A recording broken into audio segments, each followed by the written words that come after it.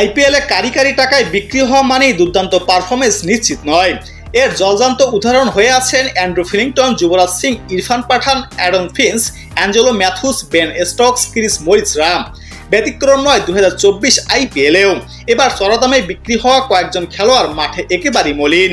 টাকার মূল্য বোঝাতে না পারা যেসব খেলোয়াড়দেরকে নিয়ে সামাজিক যোগাযোগ মাধ্যমে অনেক রসিকতাও চলছে। নিলামে মিলোনিয়ামরা হয়েও মাঠে ফ্লপ এবার আইপিএলের এমন কজন খেলোয়াড়কে নিয়েই এই আয়োজন। যে তালিকায় প্রথমে আছে কলকাতা নাইট রাইডার্সের হয়ে খেলা মিচেল স্টার্ক। আইপিএলের নিলামে ইতিহাসের সবচেয়ে দামি খেলোয়াড় তিনি। মিচেল স্টার্ক একটি বলের মূল্য 23,46,000 রুপি আর একটি উইকেটের মূল্য 12,37,50,000 রুপি। সামাজিক যোগাযোগ মাধ্যমে অস্ট্রেলিয়ান ফাস্ট বোলারের পারফরমেন্সের হিসাবে যা ইতিহাসে শ্রেষ্ঠ। এর পরবর্তীতে আছে চেন্নাই সুপার কিংসে খেলার ড্যারিল মিচেল।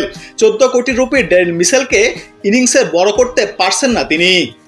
রয়্যাল চ্যালেঞ্জার্স ব্যাঙ্গালোরে খেলা গ্লেন ম্যাক্সওয়েল একেবারেই ফ্লপ। সেই গ্লেন ম্যাক্সওয়েল এখন যেন পালিয়ে যেতে পারলেই বাঁচেন। এই তালিকায় আছেন রয়্যাল চ্যালেঞ্জার্স ব্যাঙ্গালোরে হয়ে খেলা আরেক অস্ট্রেলিয়ান ক্রিকেটার ক্যামেরন গ্রিন। টানা ব্যর্থতার পর বেঙ্গালুরু দলে জায়গা হারিয়েছেন ক্যামেরন গ্রিন।